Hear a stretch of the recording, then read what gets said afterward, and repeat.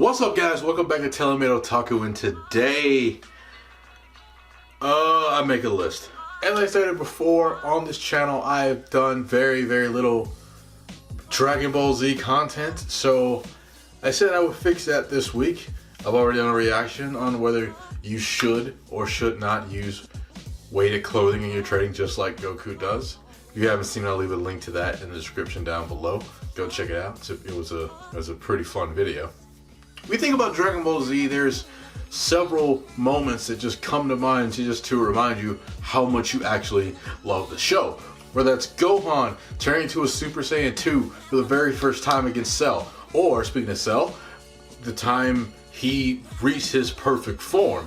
You go back to iconic moments in the show, like when the androids first arrived, or when future Trunks showed up out of nowhere and wreaked havoc on Frieza and King Cole. Or you can go to when Goku turned Super Saiyan 3, or probably the most iconic moment in all of Dragon Ball Z, when Goku turned into a Super Saiyan for the very first time ever.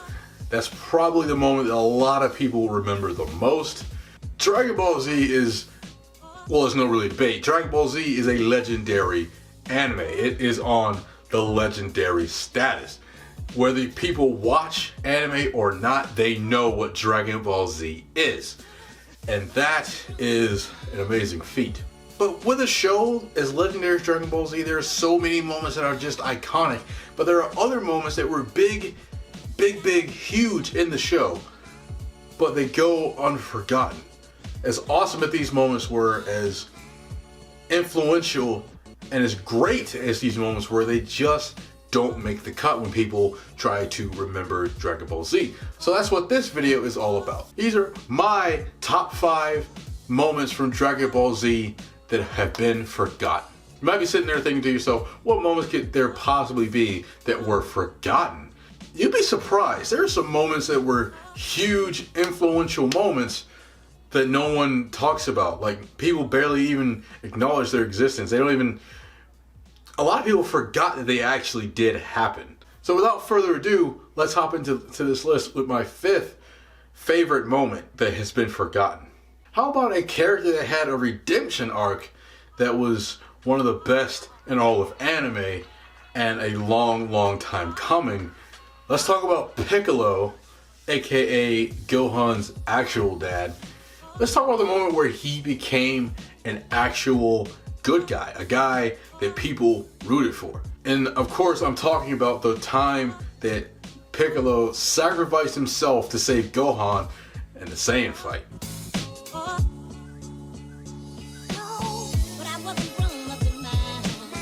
Okay, first things first, a lot of people don't remember that Piccolo started off as the main antagonist to Goku. Dating back to Dragon Ball, he was Goku's biggest nemesis. And it starts off the same way in Dragon Ball Z, where Piccolo was still Goku's biggest nemesis. He still had that moniker. So much so that he killed Goku along with Raddatz in the fight. He killed Goku and he kidnapped his son. Forget the fact, he kidnaps Gohan at first, just to use him to kind of like train him to get the power that Gohan displayed down pat and right. They were together for about a year. Piccolo put him through a whole bunch of tough training, or tough love as we call it nowadays. But being with Gohan taught Piccolo a lot about just friendship, love, and it softened his heart to the point to where he was willing to die for his enemy's son, his enemy's like offspring. Like, he basically, in that year, he basically adopted Gohan, and Gohan has always looked up to Piccolo ever since then, which has built a relationship between the two that is one of the most endearing in anime. And it's a shame that a lot of people forget about that moment. Now, Piccolo is basically known as Gohan's actual dad and not Goku, but not too many people remember where that relationship actually started. and where it really reached its peak and development. But let's move on to the next one. We all know Vegeta, right? Vegeta, the prince of all Saiyans, of all two Saiyans. Vegeta's had so much pride, and he's had a drive to be the best since the very beginning of the show. And as the show moved on, we saw that Goku became his #1 rival. And we saw that he would do anything to catch up and surpass Goku. But Vegeta has done something that not many people do remember, because it's such a great rivalry. The moment's kind of swept under the rug and forgotten. But let's not forget the time that Vegeta actually showed his respect to Goku. Vegeta was obsessed with beating Goku. He was just enthralled with beating Goku in any way possible. Like, when Goku became a Super Saiyan, Vegeta made it his life mission to become a Super Saiyan. And once he achieved that, and another really dope moment in the show, he wanted nothing more than to surpass Goku. Then he was surpassed not only by Goku, but by Gohan. Gohan at the age of 10, or was it 11, or whatever it was, reached a level of power that Vegeta had never accomplished before. And Vegeta trains as hard as anybody. Maybe he trains harder than Goku, but just not the same results. Even dragging his own child into it. Even after learning, hey, Trunks can become a Super Saiyan. Then one of his first questions, can Goku's son do this too? And he said, yeah, we both can do it. All right, now we gotta make you stronger than his son. And it was a crazy just obsession that Vegeta had. So much as to turn back to the dark side in order to beat Goku in a fight. But by the end of the Majin Buu saga, Vegeta actually gave Goku his respect. Like, he toned it down, sat back, and he just openly admitted, Goku, you are actually better than me. Which is great character development, and it's a long time coming. I remember at one point I felt like Vegeta would never ever just admit that Goku was better. And then he did. Which, like I said, it caps off one of the best redemption arcs in anime. Like, Vegeta's that dude. How about another moment with Vegeta?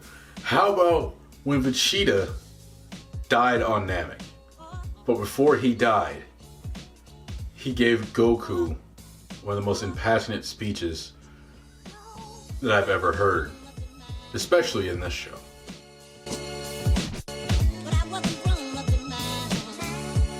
This was basically the first time that Vegeta stopped looking at Goku as a rival. He saw him as a fellow Saiyan. And then just the overwhelming emotion that Vegeta felt deep down in his heart came flowing out. And he says, listen to me. You are the last remaining Saiyan. You're the only one that's still alive. Frieza destroyed our entire race. And those who were left, he turned them into slaves, going from one planet to another, destroying it in his name. He basically made us his slaves. He's shown no mercy to anyone. And I know who you are. You have got to go into this fight knowing that you have to kill him, that you have to end this, because if you let him go, he will just do this all over again, and he will come for revenge on you, your family, the entire planet Earth. He will make it his mission to destroy it if you let him go. You cannot let him go. Don't lose. You can't die here. You can't let our race just die here. There was so much passion and emotion behind Vegeta's words that he started crying, and to be honest, I started to like get choked up. To have a character with so much pride give an impassionate speech to his biggest rival, as you just saying, telling Goku, you can't lose, you have to win here. And I think that was one of the coolest moments, but it was completely forgotten. But let's move on to my second favorite moment that was forgotten. You want to talk about a moment that was really forgotten? When people think about Dragon Ball Z, nobody brings this up, like, at all. When I think of the most influential and important moments in Dragon Ball Z, you know, I think of Goku becoming a Super Saiyan for the first time. I think of Gohan killing Cell and taking the torch from his father. But one thing that's really, really underlooked as an important moment in Dragon Ball Z is when Raddatz showed up.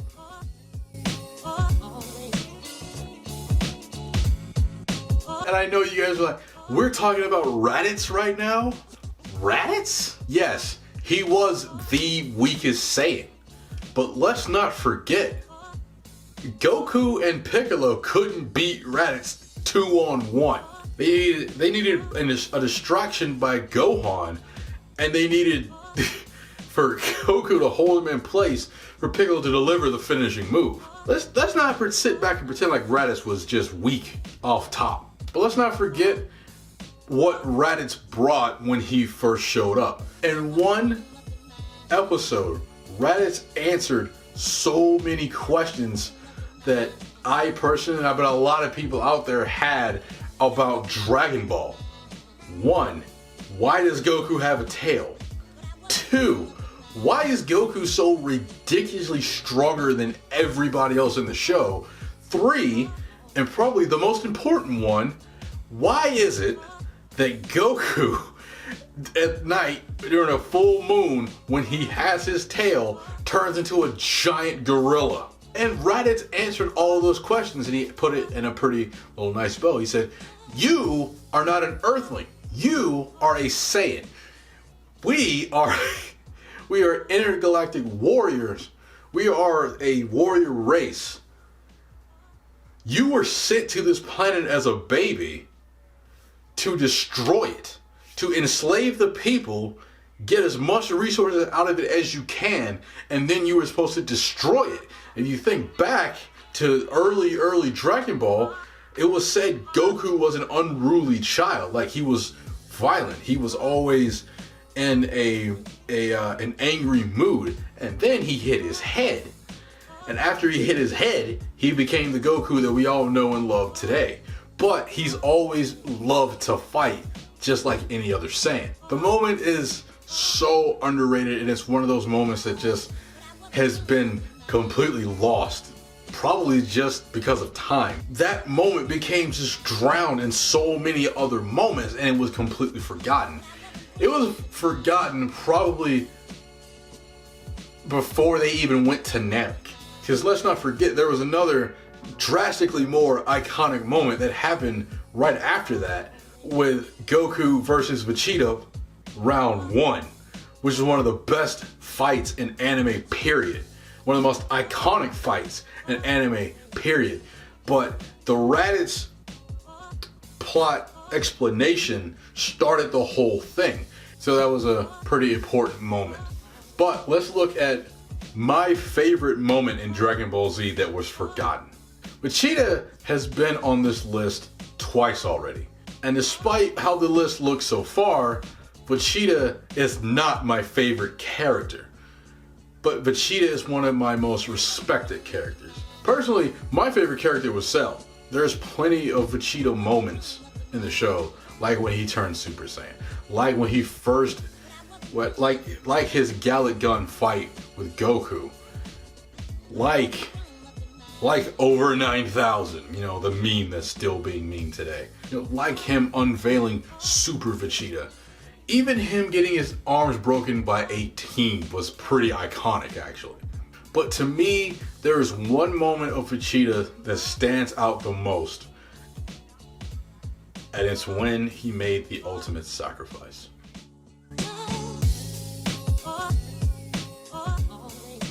People have definitely forgotten about this moment because in the end it proved to be completely worthless. But what he did doesn't lose its merit with me. It doesn't lose its impact with me. For those of you who are wondering what I'm talking about, there was a moment early on in a Majin Buu saga where Majin Buu was wreaking havoc.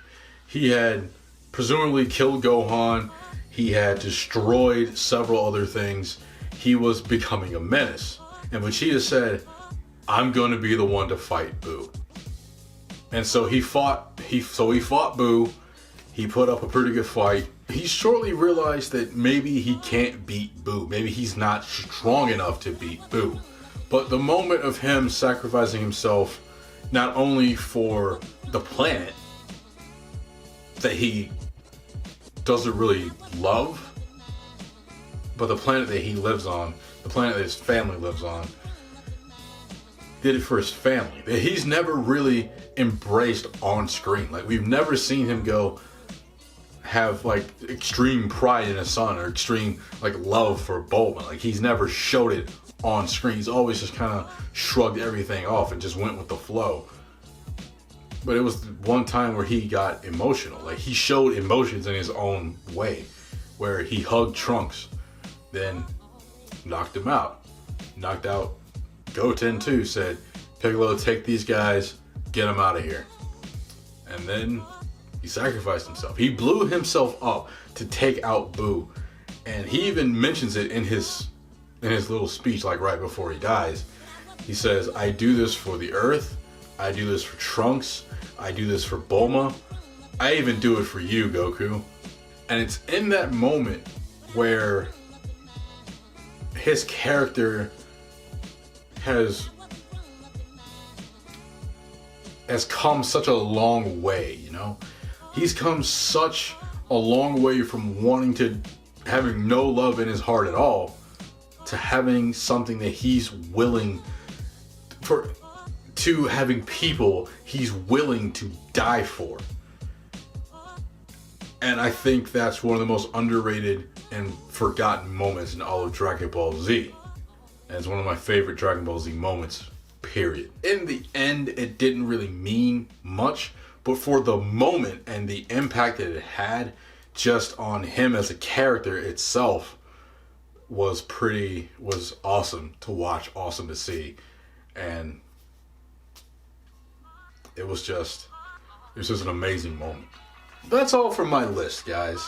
Now, this is a list that sent me down memory lane. It sent me down such great things, and it's like one of those things where I got goosebumps and such happy feelings remembering a show that I grew up with. So if you guys want me to do this with another show that I grew up with, just so you guys could get to know me a little bit better and what I got used to and what I grew up watching, then by all means put that in the comment section down below. Also, while you're down there, go ahead, hit the like button, subscribe if you're new here, share this video around everywhere so everyone can know how I feel about Dragon Ball Z. Also, put your favorite Dragon Ball Z moment. It's a great show, and I'm kind of interested to see what your favorite moment is. And until next video, guys, peace out.